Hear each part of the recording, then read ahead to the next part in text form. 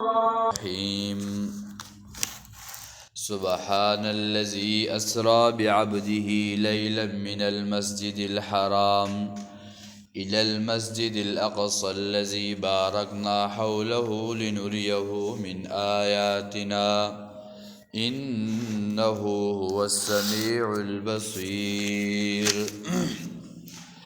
سورة بني إسرائيل هغه شروع پاغه کی واقعات معراج و اتو درسونو کی ذکر شوا. پس داغینا واقعا چی صورت سلور حصے دے او پدی کی سلور خبری او سلور وجوه ذکر کئی. چی کم سڑے دغ سلور خبری او سلور وجوه نه انکار کئی نو په دنیا کې بیا الله پاک عذاب راولی.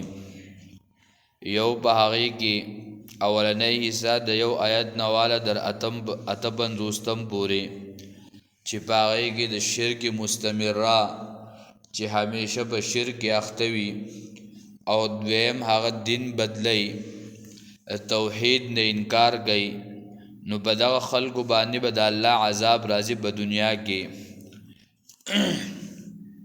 دغه عذاب دی. دویم چې څوک آیاتونه او د شاعرو د الله پورې ټوکې کوي او په معجزې پورې نو څنګه چې په سمودیانو باندې عام عذاب راغلی او څنګه چې مکې والا په هغه شجرې ملعونه پورې ټوکې کړې وي نو الله به دغه شانتې عذاب راولي. په بدر کې الله پاک بیا مردار کړل. دغه شانتې دریم حصہ د 72 نه د 101 پورې چې په هغې کې اهل حق د خپلو علاقو نه ویستل نو الله جل شانه په هغوی باندې عذاب راولي. او بیا د 101 د تر اخره پورې په دې کې دغې حصې ته اشاره وه چې ټوکې په رسولانو پورې کول لکه څنګه چې فرعون په موسی علیه السلام پورې ټوکې کړې وې.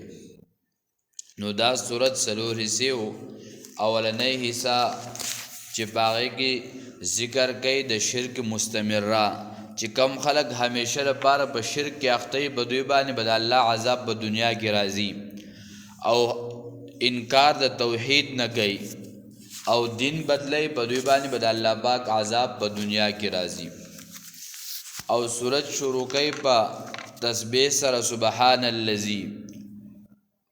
نو بیا د الله جل شانه صفاتونه دو قسمه دي، یو ثبوتی دی او دویم سلبی دی. ثبوتی هغه لکه سمیع بصیر قادر تصرف والا، او یو سلبی دی لکه د مخلوق د خوراک سکاک.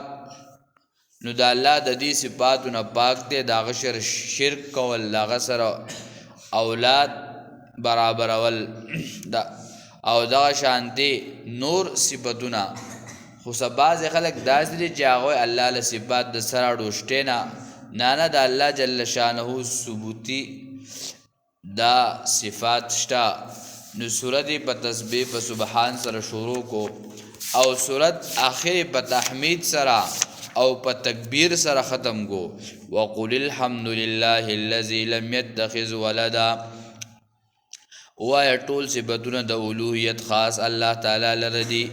هغه ذات دی چې نه دی نیولی ولد زوی او نشته هغه لره شریک په دې بادشاهۍ کې او نشته هغه لره امدادي د وجې د کمزورۍ نه.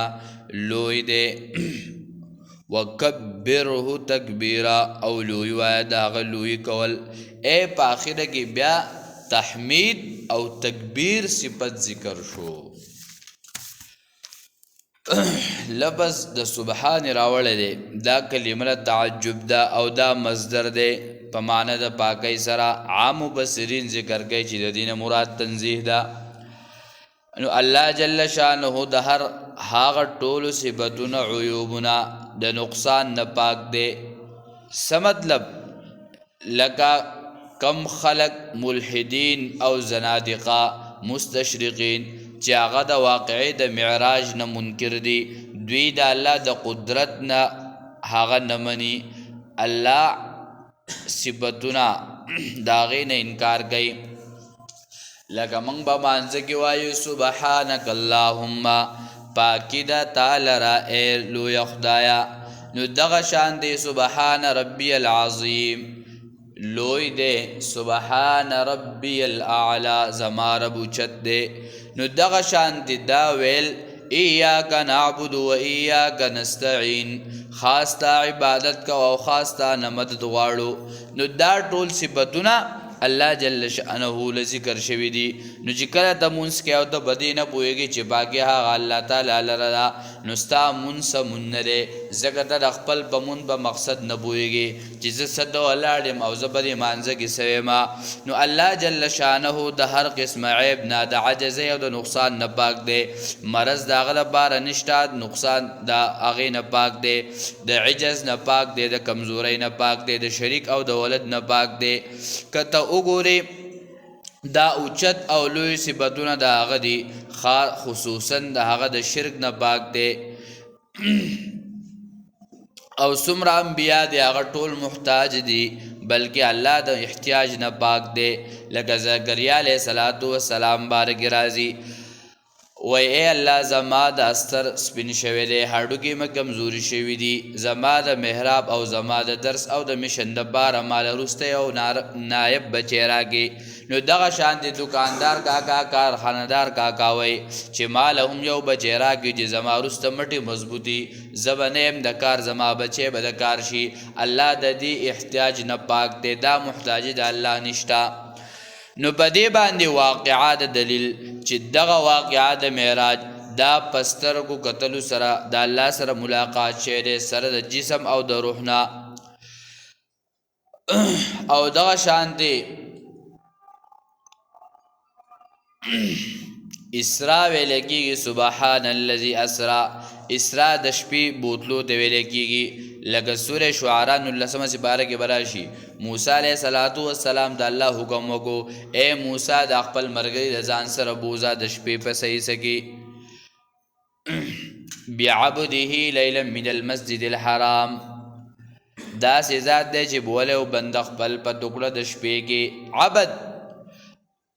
عبد بنده ته ویل کېږي، او عبد معنی سره چې عبادت د الله کوي سره د روح او د جسم نه. ابن کثیر رحمه الله فرمایي نو بعضې خلک وایي چې دا عبد د پیغمبر صلی الله علیه وسلم د انبیاو په شان کې دا عبد ویل دا کمزوري ده.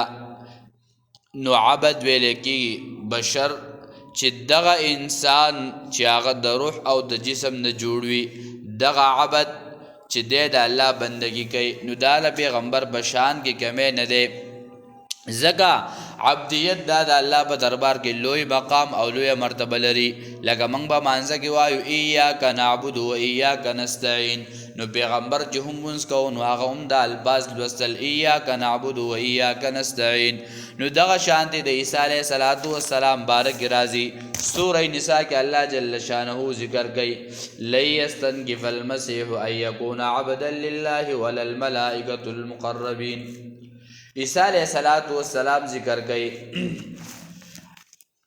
هیڅ چرې بد نه ګڼل مسیح چې بندگی کوي د الله، یعنی هغه بنده د الله پاک دی.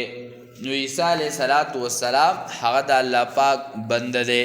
نو دغه شانت عبدیت لکه سوره علق کې الله ذکر کوي ارأیت الذی ینهى عبدا اذا صلى. نو عبد لفظ هغه قرآن کې ذکر کړل نهم لسم آیت کی ارائیت اللذی ینها آیت وینی ها کس چی من کوي عبدا اذا صلا بندل راکل چی منز کوي لعقبی ابن ابی معید هغه راغی د حضور صلی الله علیه وسلم په گریوان کې صادر واچو او نبی علیہ السلام راخ کودو. کله الله فرمای وانه لما قام عبد الله يدعوه كانوا يكونون عليه لبدا.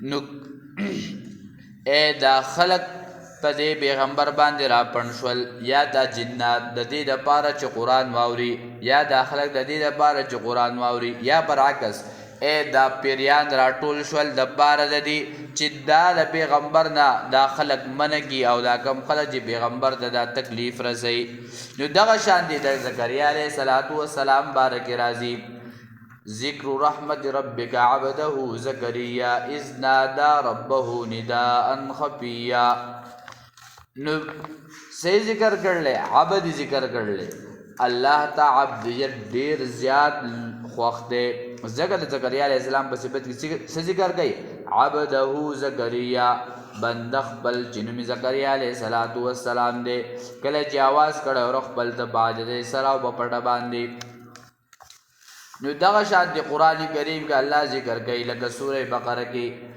وَإِن كُنتُمْ فِي رَيْبٍ مِّمَّا نَزَّلْنَا عَلَى عَبْدِنَا فَأْتُوا بِسُورَةٍ مِّن مِّثْلِهِ اے ما به خپل بنده باندې دا قرآن نازل کړی دی نو دغه شان دی الحمدلله الذي انزل على عبده الكتاب ولم يجعل له عوجا تبارك الذي نزل الفرقان على عبده ليكون للعالمين نذيرا نو عبد دا صفت د پیغمبر بشان کی کمی نه دی بلکہ حدیث کی راضی او حدیث ذکر کئی فردوس ابن اخبار جل نمبر 370 سبکی چې حضور صلی الله علیه وسلم فرمائی اے خلقو تاسو ما د خپل مرتبه نه مچو دوی چې زما کم مقام او زما کو مرتبه ده په هغه مقام او په هغه مرتبه می پریدای او بیا فرمائی چې ما د زما د نبوت او زما د پیغمبرۍ نه مخکې ما د لفظ د عبدیت راکړی شوی دی او زه سیما عبدالله یما بنده د الله یما او دغه شانتې مستدرک کې هم روایت دی نبی علیه السلام فرمایي چې زه د ټول نه اول بنده جوړ کړی شوی یم او بیا وروسته د هغې نه بعد ما د نبوت راکړی شوی دی مخکې د نبوت نه بنده وما عبد وما او دغه شانتې حدیث کې راځي چې الله جل شانه د دوه نومونه ډېر زیات وخت دي عبدالله او عبدالرحمن تفسیر قرطبی والا ذکر کوي چې د انسان په اوصافو کې د ټول نه لوی صفت هغه سره هغه د عبدیت دی الله تفسیر او زګه د انسان مقصد د پیدایش سو وما خلقت الجن والانس الا ليعبدون دا جن او دا انس پیدا شوی د پاره د الله د عبادت ته نو دغه شانتي تفسیر قرطبی والا ذکر کوي که زیات عزتمند او زیات مشرف نوم دا عبد نبل لفظو نو الله به په دې مقام کې ذکر کړو ځکه دا لوی مقام او لوی مرتبه ده چې الله خپل دربار ته راوغوښتو بره د جهنم او د جنت سیرونه یې پوه کړل بره د وو اسمانونو په هغه اسمانونو کې د انبیاو سره ملاقاتونه وکړل جبریل امین په خپل شکل کې ولیدو سره د شپږو هغه وزرنا نو نبی علیہ السلام خپل ځان ته راغوښتی الله جل شانه نو الله جل شانه د قبل لفظ د عبدیت نه خوښت وی نو الله به ورته دغلته کې بل لفظ ورکړی خو معلومه دا شوه چې لفظ د عبدیت الله ته خوښ و ځکه خو وي بعبده چې بوتلو بنده خپل په ټوکړه د شپې کې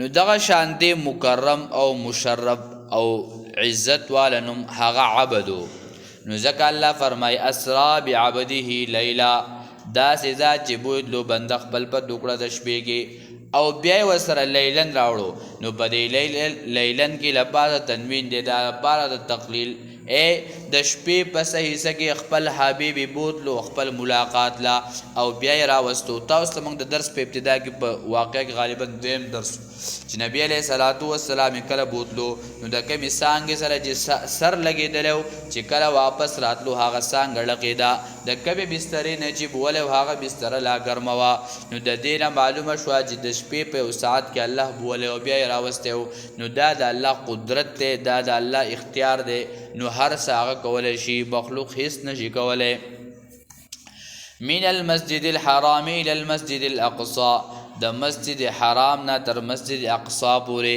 اے الله جل شانه د خپل حبیب د مسجد حرم نه مسجد اقصا دی بولیو نو مسجد حرم یعنی دغه جماعت دی ویل کېږي او بیا د چاپیره د هغې کوم حدود چې دي چې دا 39 کیلومتر پورې د دې حرم سره هغه حدود دي. نو پزمکه لپاسا اول مسجد کور د الله تعالی چې هغه جوړ شوی دی نو هغه بیت الله شریف دی چې اول دا پرشتو جوړ کړی دی او بیا آدم علیه السلام الله جل شانه د اسمانونو راکوز کو. بعض یو عالم ذکر کړی دی چې د کله په سریلنکا کې راکوشو بیا یې د هغه ځای نه 13 حجونه کړي دي او بیا د هغې نه وروسته ابراهیم علیه السلام دغه آباده کړې وه. کله چې د نوح علیه السلام هغه طوفان راغلی او په هغې کې خرابه شوه بیا ابراهیم علیه السلام هغه څوکه تعمیر کړې وه. لکه قرآن کې الله پاک فرمایي وَإِذْ يَرْفَعُ إِبْرَاهِيمُ الْقَوَاعِدَ مِنَ الْبَيْتِ وَإِسْمَاعِيل سورة بقره کې ذکر کوي. او بیا د هغې نه وروستو قبیله د بنو جرهم او بیا د هغې نه وروسته مشرکانو چې په دغه وخت کې د نبی علیه السلام عمر مبارک هغه 35 سالو او یو لویه مسله ورته پیښه شوې وه د حجر اسود چې آیا د حجر اسود څوک دي هغه یو جدا موضوع خو مختصر به دوی وی چې دا ګاڼه جنتي او دا به څوک دي. نو آخر دا فیصله وشوله ټولو قبیلو چې څوک سهار وختي راغی بس دا باغک دي. الله جل شانه بس د الله فیصلې وي د نبی علیه السلام سهار وختي راغی بس هلکه وي دا سړی به د حجر اسود دي. نو بیا نبی علیه السلام فرمیل چې د ټولو قبیلو سرداران راغونډ شي او دای په یو ټوکي صادر کې کېښود او راوایغستو په جو باندې او په هغه حجر اسود ولګو. نو هغه ټول قبیلې به څه شوي شامل شوي. بیا چپ تاریخ وایو انشاءالله سیرت ته اراده ده چې ټول سیرت د نبی علیه السلام ذکر شي انشاءالله د جمعې نه اراده ده چې سیرت شروع شي او بیا ټول سیرت د نبی علیه السلام د پیدایش نه واله تر وفاته پورې ټول سیرت انشاءالله ذکر شي. به هر حال په دغه وخت کې د نبی علیه السلام عمر هغه 35 سالو. بیا عبدالله ابن زبیر دغه 11 کسانو حجاج بن یوسف هغه کاڼي دار سه وورول او دا خانه کعبه ده ورانه شوه. بیا وروسته عبدالله ابن زبیر دا جوړه کړه. بیا وروسته د هغه نه مروان اراده وکړه چې زه یې جوړوم. په هغه وخت کې امام مالک رحمه الله موجود و. هغه ورته ووایي داسې کار دی چې د دې نه کیلونه او دا مه جوړوئ او په مخه ورانول او دا مه کوئ دې نه قلار شئ. بس د مروان نه وروسته بیا بیت الله شریف چا وران کړی او دا نه دی. او روایت کې راځي د ابوذر غفاري رضی الله تعالی عنه روایت دی چې دا بیت الله شریف دا اول جوړ شوی 40 کاله بعد پسې بیا مسجد اقصی دا جومات جوړ شوی دی. بعضې وایي چې دا سلیمان علیه السلام نه 1000 کاله وروسته بیا سلیمان علیه السلام راغلی دی. خو بعضې وایي چې نه دا بیت الله شریف چې آباد شو د هغې نه وروسته بیا مسجد اقصی هم چې آباد کړی دی دا ابراهیم علیه السلام آباد کړی دی. او هلته د سلیمان علیه السلام کور داود علیه السلام وایي څو انبیا چې دي هغه د دې نه علاوه بل ځای کې راغلي نور ټول انبیا په دغه ځای کې هغه مبعوث شوي دي. الله او بیا چې کله بیت المقدس دا جوړېدو نو سلیمان علیه السلام په هغه وخت کې نو هغه پیریانو باندې دا جوړو. نو سلیمان علیه السلام یې په دې امسا باندې د خپل ځن کېښولو دی ولاړو.